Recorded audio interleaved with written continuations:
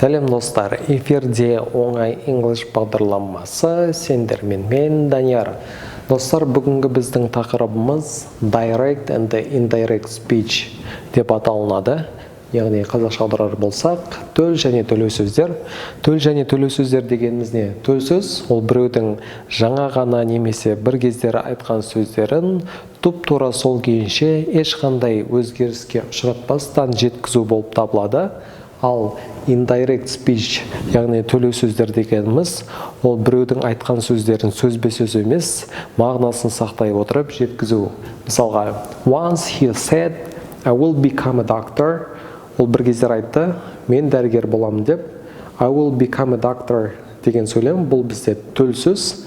Аталған төл сөзді төлеу сөзге айналдыратын болсақ, сөйлемде бірқатар өзгерістер орын алады.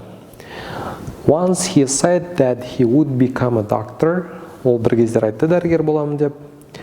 Екі сөйлемнің арасына that шылауы қойылды, I he-ға өзгерді, will көмекші орнына would келді бізде. Және төл сөзде бар тырнақшалар мен үтір алынып тасталды. Осылайша төл сөз бізде төлеу сөзге айналды. Осы тұста біз төл және төлеу сөздерге қатысты бірқатар ережелермен сіздерді таныстырып өтейік. Бірінші ереже first sentence, яғни автордың сөзі берілген сөйлем бізде present simple, present perfect, future simple шақтарында тұратын болса, онда екінші сөйлемдегі етістік төл және төлеу сөздерге қатысты етістік бір ғана шақта беріледі, яғни өзгеріссіз қалады. Мысалға, he says I can swim. Ол айтты, мен жүзе аламын деп. Автордың сөзі берілген сөйлемдегі says етістігі, бұл бізде present simple'да берілген. Сол себепті can етістігі бізде екінші сөйлемде де, яғни төлеу сөзде де сол күйінше can болып жазылады. Екінші мысал, they will say we won. Олар айтады, біз жеңдік деп.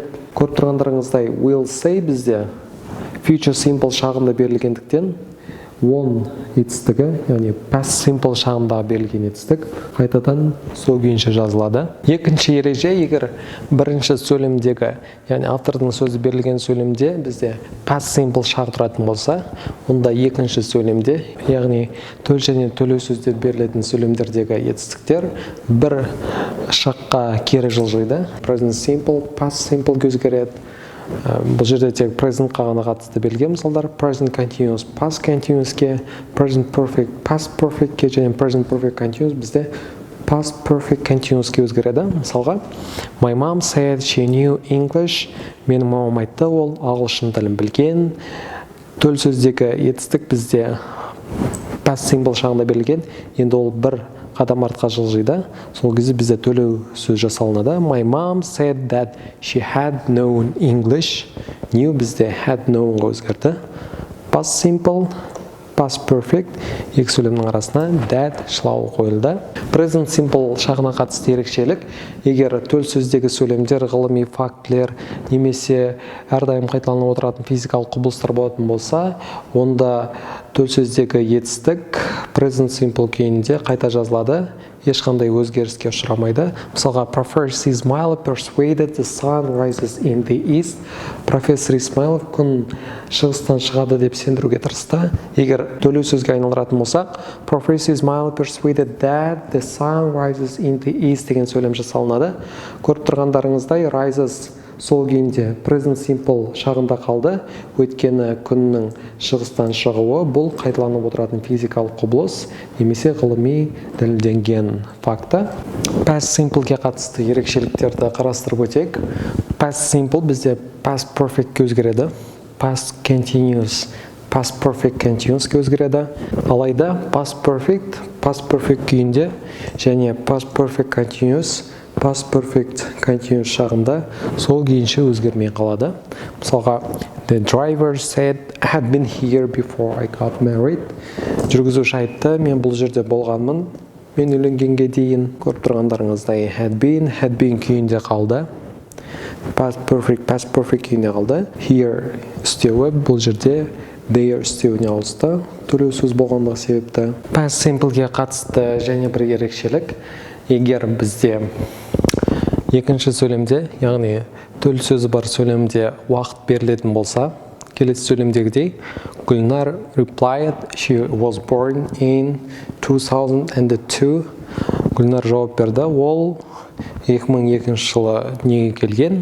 Гүлнар replied that she was born in 2002. Жоғарыда айтып өткеніміздей уақыт берілгендігі себепті was born, яғни past simple шағында берілген сөйлем.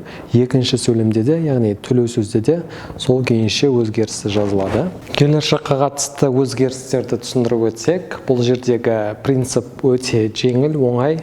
Will жай ғана would-ға өзгереді. Мысалға future simple, would сөз бар, future simple шағына өзгереді. Мысалға our principal said you will be working tomorrow. Біздің директорымыз айтты, сендер ертең жұмыс істейсіңдер деп. Төлеу сөзге аударатын болсақ, our principal said that we would be working the following day. Мағынасы тура сондай сөйлем. Дей тұрғанмен will бізде would-ға ауысты. Яғни бір қадам кері шегінді, бірақ be working, future continuous шағында қалды. Tomorrow, the following day деп аталатын үстеуге ауысты. Төл сөзді төлеу сөзге ауыстырған уақытта тек етістіктер ғана емес, сонымен бірге есімдіктер, үстеулер ауысады, өзгереді. Мысалға this есімдігі that есімдігіне ауысады, these, those-ға өзгереді. Now қазір деген сөзді білдіретін, қазір деген мағынаны білдіретін сөз then үстеуіне ауысады. Here, there, today, that day, tomorrow, the next day, yesterday, the day before, ago, before, next year, the following year, last night, the previous night деген сияқты сөздерге ауысады.